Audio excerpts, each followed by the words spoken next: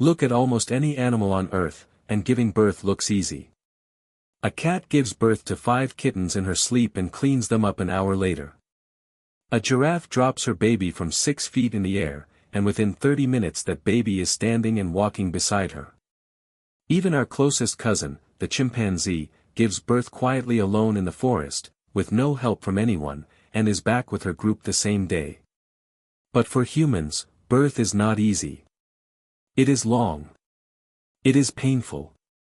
It is one of the most dangerous events a human body will ever go through. For almost all of human history, it was the single biggest cause of death for young women. So here is the question that should confuse every one of us. Evolution is supposed to make life easier and safer over millions of years. So why, after millions of years of change, is human birth still this dangerous? Why did evolution never fix it? The answer is not that our bodies are broken. The answer is not that nature made a mistake.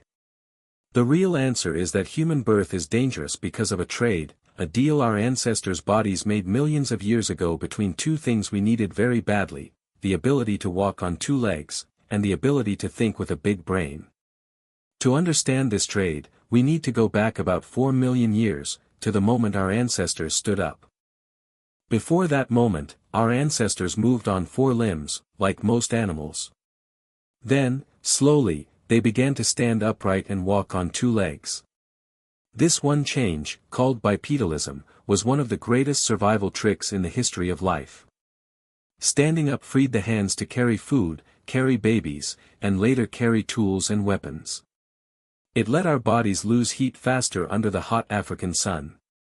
It let us walk long distances using very little energy, which meant we could search for food across huge areas without getting tired. Walking on 2 legs turned a weak, slow ape into a traveler who could outlast almost any animal on land. But walking on 2 legs came with a hidden cost. To balance the entire body on 2 legs instead of 4, the hip bones had to change shape completely. In 4-legged animals, the hip bones are long and flat, like an open doorway, giving babies a wide, straight, easy path to be born through.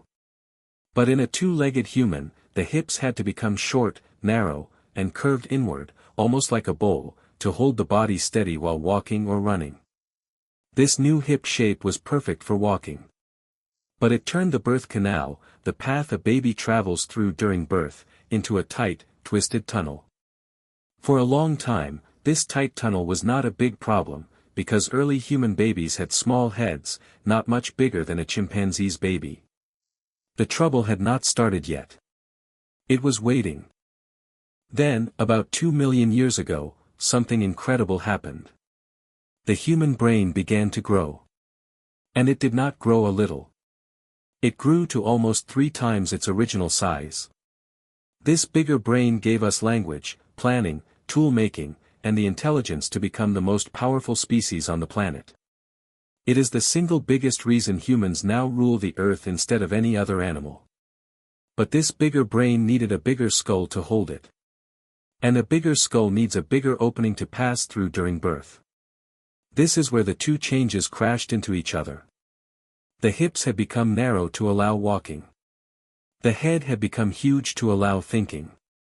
And these 2 needs could not both be satisfied at the same time. Scientists call this deadly conflict the obstetric dilemma. Think about what this dilemma really meant for evolution. If the hip bones grew wider to let bigger heads pass through easily, women would lose the ability to walk and run efficiently, making it harder to escape danger or find food, putting the whole group at risk. But if the baby's head kept growing bigger and bigger inside the womb without any limit, it would eventually become too large to pass through the hips at all, and both mother and baby would die during birth. Neither choice worked. So evolution needed a third option, a clever trick that would let us keep our narrow hips and our giant brains at the same time. That trick was to change the timing of birth itself. Instead of waiting until the baby's brain was almost fully grown, like most other mammals do, humans began giving birth much, much earlier. Look at other animals for comparison. A baby chimpanzee is born with a brain that is already about 40% of its full adult size, which is why it can grip its mother's fur and hold on tightly from the very first day of life.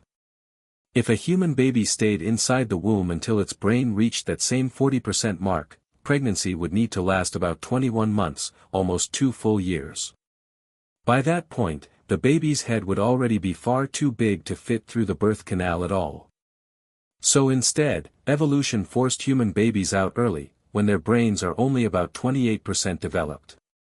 In simple words, every human baby is born too soon on purpose. We arrive in the world as helpless, unfinished beings, unable to hold up our own heads, unable to feed ourselves, needing constant care just to survive the first year of life. This early exit is the only reason our big-headed babies can fit through our narrow hips at all. But even with this early exit trick, birth in humans is still far from simple. In most four-legged animals, the birth canal is a straight, open tunnel, wider than the baby's head, so the baby slides out facing forward, and the mother can easily reach down, pull the baby up, and place it against her chest right away. Human birth does not work this way. Because our hips are so twisted and squeezed by upright walking, the shape of the birth canal actually changes partway through. It is wide from side to side near the entrance, but wide from front to back near the exit. This means a human baby cannot simply travel straight through.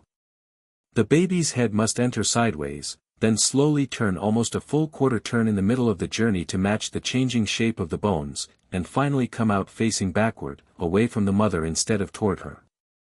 Because the baby is facing the wrong way, the mother cannot easily reach down and guide the baby out safely by herself, since pulling incorrectly could injure the baby's neck and spine.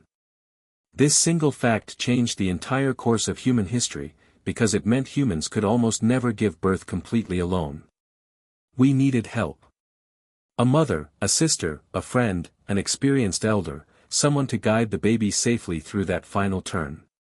Out of pure biological necessity, humans became a species that had to work together to bring new life into the world, and many scientists believe this need for teamwork during birth helped push forward human trust, cooperation, and community bonding, qualities that later shaped all of human society. There is also a second hidden limit that scientists have only recently understood well, a limit related not to bones but to energy.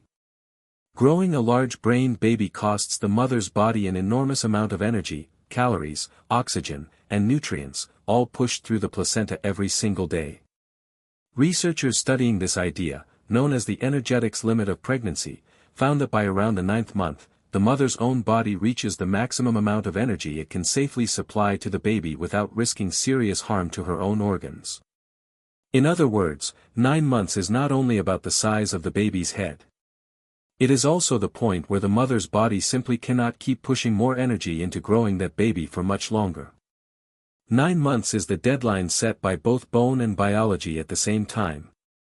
To help make this dangerous squeeze even slightly more possible, evolution added one final clever design. Human babies are born with a skull that is not yet fully joined together.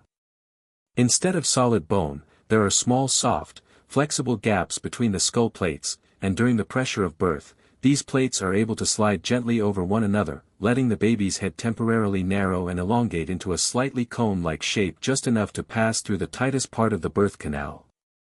Within a few days after birth, the skull naturally settles back into a normal rounded shape. This ancient conflict between narrow hips and big brains has not disappeared.